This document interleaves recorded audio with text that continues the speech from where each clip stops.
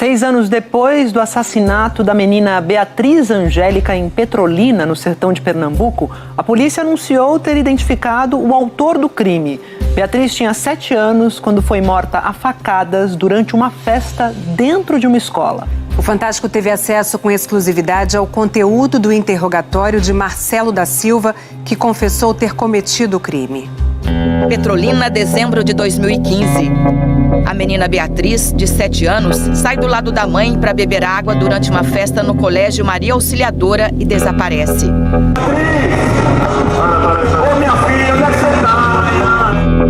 Pouco tempo depois, ela é encontrada morta em uma espécie de depósito. A faca usada para cometer o crime é deixada sobre o corpo de Beatriz. 2.000 pessoas estavam na festa. Dezembro de 2021. 6 anos depois do assassinato da menina, o caso segue sem solução. Em protesto, os pais decidem fazer uma caminhada de 700 quilômetros durante 23 dias, de Petrolina até a sede do governo do estado, no Recife. Janeiro de 2022. 2 semanas depois do final da caminhada, a polícia anuncia que finalmente encontrou o assassino de Beatriz. Os elementos necessários foram atingidos para, na data de ontem, fazer esse indiciamento. Esse último manifesto, que foi a caminhada, chamou a atenção não só do estado de Pernambuco, mas de todo o país e até de outros países também. E isso forçou a Polícia Civil, o governo do estado de Pernambuco, a realmente se dedicar ao inquérito de Beatriz. Foi rápido, não é coincidência. O assassino, segundo a polícia, é Marcelo da Silva, de 40 anos. Ele foi identificado por meio do material genético encontrado no cabo da faca usada no crime. A polícia já tinha esse material genético desde 2015, mas só agora ele foi incluído no banco de perfis genéticos do estado. Segundo a perita Sandra Santos, que esteve à frente da polícia científica durante a investigação do caso, isso aconteceu porque até então o material não cumpria os requisitos necessários para a inclusão no banco. A faca também estava impregnada do sangue de Beatriz, então um dos grandes desafios era a gente separar esse DNA da menina e do assassino. Em casos onde se trabalha com misturas, ou seja, amostras de material genético, que você tem vários materiais genéticos ali, de autores, de vítimas, enfim, de mais de uma pessoa, existem algumas regras dos bancos que criam requisitos para a inserção dessas amostras em banco. Ao longo dos anos, a gente foi trabalhando na melhoria e na qualidade desse perfil. A ciência, a tecnologia do DNA, ela avança e os peritos criminais, eles avançam também. Então, esse perfil trabalhado, melhorado, agora recentemente, permitiu que a gente alimentasse o nosso banco de DNA. E no momento que a gente colocou, o banco apontou esse rapaz, o criminoso, na verdade é essa. Marcelo da Silva já estava preso por outro crime e teve o DNA coletado e incluído no banco de perfis genéticos em 2019. Quando o sistema apontou que era dele o material encontrado na faca, os peritos foram até ao presídio de Salgueiro na semana passada e coletaram novas amostras para refazer os testes. O resultado comprovou: o DNA que foi encontrado na faca era mesmo de Marcelo da Silva. No dia da reunião, no dia 28 de dezembro, lá no Palácio, eu questionei isso ao secretário e eu o desafiei. Eu disse a ele: eu tenho certeza de que o DNA do assassino não está no banco de dados. E ele entendeu o que eu estava falando e prontamente ele foi averiguar. E foi muito rápido. Marcelo foi ouvido por 2 delegados da Força Tarefa responsável pela investigação na terça-feira passada. O Fantástico teve acesso ao conteúdo do interrogatório com exclusividade. A polícia afirma que é Marcelo o homem que aparece em frente ao colégio na noite do crime, nestas imagens feitas por câmeras de segurança. No início do interrogatório, quando é confrontado com o vídeo, ele nega, mas depois reconhece que é ele que aparece tentando roubar uma moto nas imagens e diz que estava sem dinheiro para voltar para casa.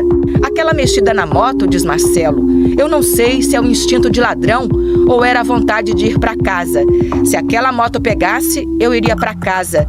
Se ela pegasse, tinha evitado essa tragédia aí. Ele afirma que não lembra onde conseguiu a faca, que estava alcoolizado e que inicialmente teria confundido o colégio com uma igreja. Eu pensei que estava entrando numa igreja. Aí, quando eu fui entrar, eu fui barrado por alguém, eu acho, que viu meu estado de embriaguez. Mas depois de ser barrado, ele teria voltado ao colégio, desta vez para beber água. Segundo ele, foi nesse momento que encontrou Beatriz perto do bebedouro, que ficava próximo ao depósito onde o corpo dela foi encontrado. A menina teria percebido que ele carregava uma faca. Ela disse, você está com uma faca aí. Aí eu gritei, cala a boca. Aí eu, com medo dela correr, disse, entra aí. Aí botei ela para dentro do quarto. Eu disse, fique caladinha, não saia não, enquanto eu não for embora. Eu já estou indo embora, fique bem quietinha. Aí sabe o que aconteceu? Ela começou a gritar. Marcelo diz então que teria ficado com medo de descobrirem que ele estava com uma faca por causa dos gritos da menina e por isso teria decidido atacá-la. Na sexta-feira, os pais de Beatriz tiveram acesso ao depoimento de Marcelo. Pelo que você lembra da Beatriz, ela seria capaz de afrontá-lo? Como é que você acha que ela reagiu? Não, ela não faria isso. Beatriz, ela não iria confrontá-lo. Beatriz, mesmo que ele tivesse com uma arma na mão, ela é muito inocente. Ela não se sentiria em um local de risco. Eu tenho convicção que Beatriz foi beber água e ele abordou ela de forma brusca e tirou a vida dela.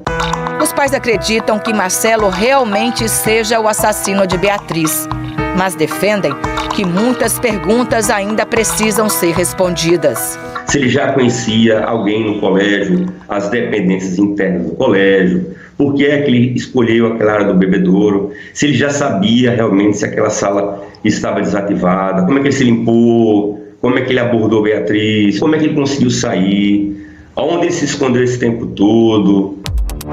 Ainda no interrogatório, Marcelo contou que antes de sair da escola, teria sido visto lavando as mãos cheias de sangue no banheiro.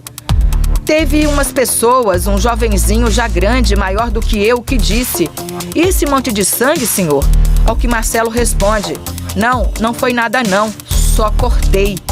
Depois disso, ele disse que foi se lavar em um rio, onde teria jogado suas roupas fora.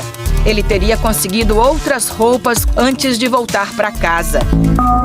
Além de já ter sido preso 2 vezes por roubo, Marcelo cumpria pena desde 2017 por estupro de uma menor de idade. No interrogatório, o delegado pergunta, em algum momento, quando você entrou com ela naquela salinha, você estava com alguma intenção de cometer algum crime sexual contra ela? Não. Marcelo responde, senão eu ia praticar. Eu espero que a verdade apareça, que ele fale a verdade, porque até aqui ele está mentindo, principalmente em relação à motivação do crime.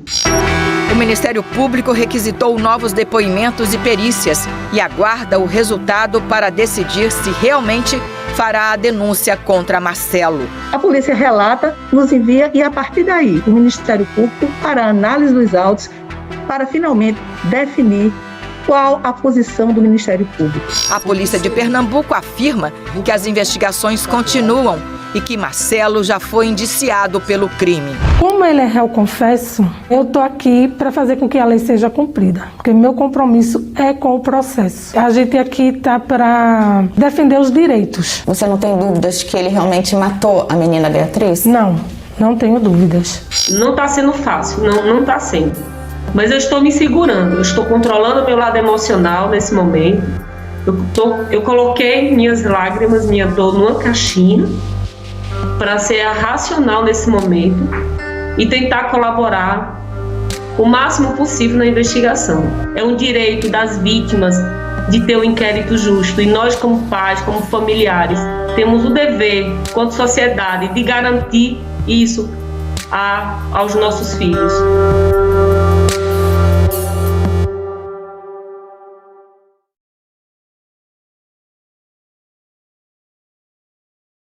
Todos os nossos vídeos é uma compilação de vários trabalhos e seus autores. Trazemos uma coletânea de vídeos, realizando uma grande compilação de documentários. Os nossos vídeos têm a devida autorização de seus criadores e autores. Desta forma realizamos uma excelente compilação, reunindo documentários impressionantes. Este vídeo foi criado com base em eventos ou situações que realmente aconteceram na vida real. Esta não é uma história fictícia, mas um vídeo autorizado devidamente por seus proprietários. Canal e documentários.